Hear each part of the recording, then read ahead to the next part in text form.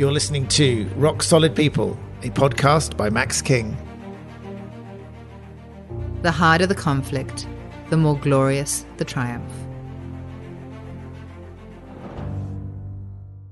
Welcome to Rock Solid People, a podcast where I, Max King, interview individuals in the disability space that I feel have interesting stories and are amazing individuals. And today, I'm very pleased to have with me the CEO and founder of Whatabiity, Steve Dresler. Steve, welcome to the podcast.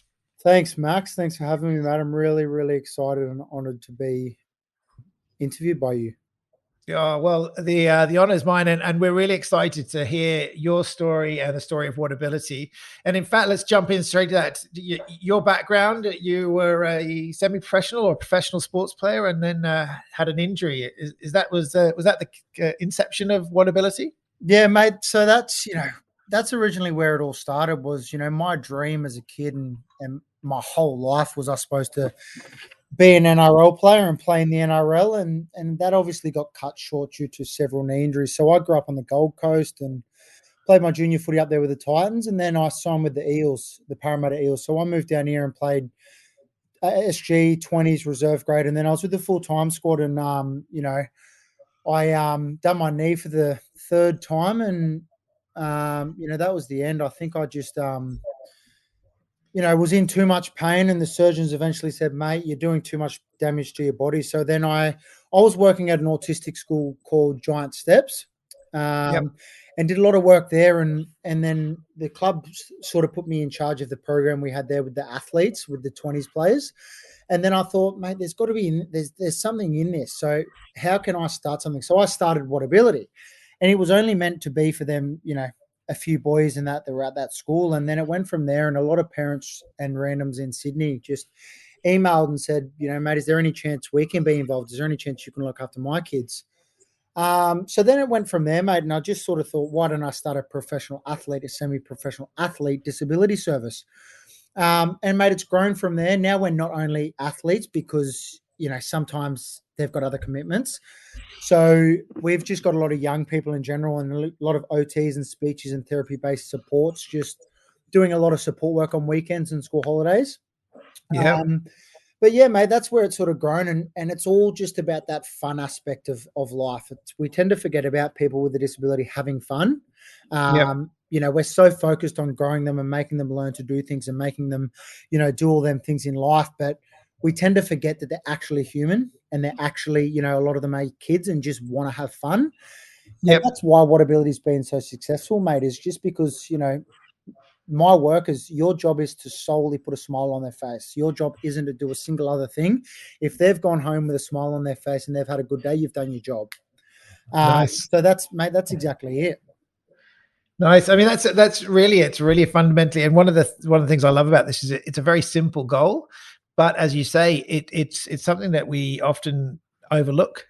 I think in that striving for upskilling people or giving them an ordinary life or pushing them out of their comfort zones into doing things that perhaps we think they should be doing. Whereas in fact, as you say, often people, individuals, kids, young adults, they just want to have a laugh. They want to kick back. No, yeah, exactly. And we're normal and we forget to do that, So we forget to have fun and do all them little things in life that bring us joy. So this is where, why it's working so well and why it's growing so well is, people just want to have fun. And what better than using athletes and young people in general to get that message across and trying to create that in the disability sector.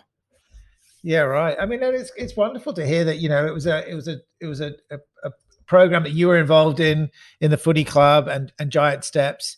And I'm not surprised that it's taken on a life of its own, because it definitely, from an outsider's perspective, and we are, in the disability space ourselves, we look at organizations like Whatabiity and we think that is what we want to be hooking up our participants with, our clients with, someone that's going to look after them. And yeah, a lot of the kids that we look after want to go to a sports game, want to watch their heroes play, and what better than to be able to hang out with them as well and to spend a bit of time with them. Well, yeah, mate, you hit it on the head there. And the Giant Steps still have an affiliation with the Eels. And that's sort of where that is, they've got a great connection, but I sort of saw something bigger and said, how can I get every sporting club across the country involved? So that's my next goal, I suppose, is we've already got the Swifts involved, the Giants from netball, the Swans and the Giants in AFL, a lot of the NRL clubs across Sydney involved as athletes and as support workers. My goal is to have every professional and semi-professional athlete across the country involved. Whatability's big goal. We're going to go to Brisbane and the Gold Coast early next year in February. I've already spoken to the Bronx and the Titans up there, and we're going to get, them involved, and then Melbourne later on in 2022. So, man, I've got really big goals for it, and like I said, it's so simple in terms of what we do. Our job is to have fun. Our job is not to teach, not to be therapy or do anything like that. Our job is to solely put smiles on faces and go out in the community. Nice. And look, I've got a quote here which says, "We define our success by how much we touch the lives of not only our community, but the world." And I'm just wondering if you can describe how you came up with that and what that means to you. Mate, I can't claim the quote myself. I think it's just off social media, but it's a Right. prime example of Whatability, mate, and what we're trying to achieve. Athletes are the most influential people in the world. If we can use them to create change in the disability sector and trying to create positive change into what's meant to and what's possible, that's what we're trying to do. And down in Bondi, mate, community is the biggest thing in the world. If you've got community on your side, anything's possible. And that's what, I love about Bondi and the community that we've got around there is, like you said, everyone sees the cars. Everyone sees the young girls down at the beach and swimming in the water and having the time of their lives. Everyone sees what Whatability is about. And that's, what we're trying to instill in the community is people with a disability are accepted and are allowed out in the community. And not only that, but I'm missed if they're not there. Just like, and I mentioned Abstacker, he's a mate of yours, I think. And, I follow him on social media. I love his positivity. And let me tell you, if he wasn't there at the gym for a couple of days, you'd miss him. And we'd love to see the same principles applied to anybody, regardless of their ability or disability. We want people to be missed in their communities. Mate, exactly right. And the more people and the more times that we can get them out in the community, the more people are going to become familiar with them and understand it and be more accepting. And that's our goal, is to have them out and doing them things and doing all of them normal things that we get to do as people. Sure. Now, one of the focuses that we've got on this podcast is really about how people have started in business and top tips for people to be successful in that in a disability space. I'm keen to have from you, Steve, top 3 tips or advice that you can give to those who are looking to start a business in the disability sector. Mate, number one is just find out what you want to do. A lot of providers and a lot of industries get caught up in doing too much. Whatability only focuses on one-to-one support and camps. We run 20 plus camps a year, and one-to-one support. So I think that's the biggest focus there is don't try and do everything, because it's impossible. And then number 2, I suppose, just go for it. Mate, look at where I am. I had no idea about number one business and no idea about disability, but you've just got to dive in and figure it out and go for it. And number 3, I suppose, try and find some mentors and try and hang around people that want to see you succeed. And I suppose Abstack is one of them. Is every time you see that bloke, he's got a smile on his face and he makes you want to do something. And that's, what it's about, is just hanging around people that, bring you up and make you want to keep dreaming. Mate, I love that. And I think actually your laser focus on exactly what it is that you and Whatability do, I love that. And I think it's absolutely true. I feel guilty myself sometimes of trying to do too many things. We're trying to focus on, not be laser focused, but you're right. Whatability, laser focused on what you do. And just as a wrap up, mate, I really appreciate your time so far. But what lights you up about working in the disability space? Mate, I suppose, seeing what these people are actually capable of doing. I've got a company, Jet Ski, mate. I take kids with Down syndrome, autism, CP on a jet ski, mate. These people have never done anything like that, and seeing what these people are able to do and you're able to give them credit for is truly inspiring. And there's another thing that I'm about to launch that I'll fill you in with is the foundation. I suppose a lot of our things is we deal with a lot of very, very wealthy families, and then we deal with a lot of, not very wealthy families. And the biggest thing is finance. And I suppose that the NDIS is absolutely incredible and been a lifesaver for everyone in it, but the NDIS only pays for support worker or the supports. So we are launching Whatabiity Foundation, which we are partnering with all entertainment and hospitality across live venues, sporting venues, clubs, dining, and everything like that, and sending people with a disability and their families to them for free. We're partnering with a lot of them, and it actually launches at Bankwest Stadium, or well, now Combank Stadium, on the 3rd of December.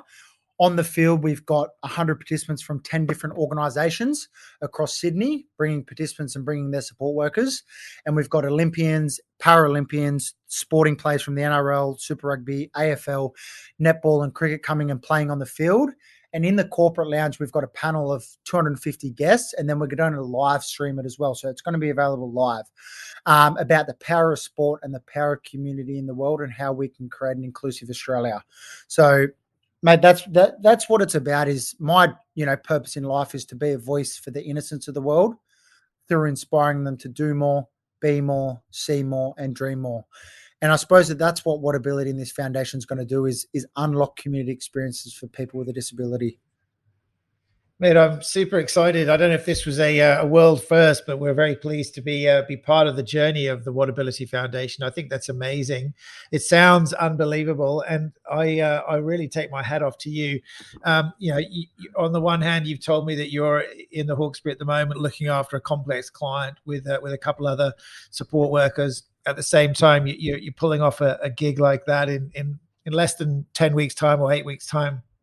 At Combank Stadium, with hundreds of people there and from multiple different sporting codes. Mate, that's unbelievably amazing, and I take my hat off to you. It's an inspiration to talk to you. I'm looking forward to meeting you in person down at the gym, hopefully one day. And closing thoughts, mate. What would you like to say to the individuals out there in the disability space who look to you for some inspiration? Mate, like I said before in them last questions, just go for it. You never know where you're going to end up and what you're going to do. I've got, obviously we're strong on socials, and I've got a marketing manager, partnerships, community, participant managers, and all that. You don't know what's out there in the disability sector. There's opportunities everywhere. So if you're, on the fence, just dive in. You've got nothing to lose. I've got the best job in the world, mate. I get paid to go on jet skis and get paid to go camping and get paid to do all these things, mate. I get paid to live in life, mate. And that's what we're trying to instill in the sector and trying to instill with my support workers and with everyone involved is life's meant to be fun. And what better than, doing that in the disability sector? Mate, I have to say, hats off to you. It's been an inspiration to talk to you. I very much appreciate you taking the time when you're on work as well. So thank you very much. Steve Dresler, CEO, founder of Whatabiity and Whatabiity Foundation. Looking forward to hearing more about that in the future. Thank you very much, Steve Dresler. Thanks, mate. Thank you for having me on. I hope you've enjoyed listening to Rock Solid People. For more interviews, stay tuned.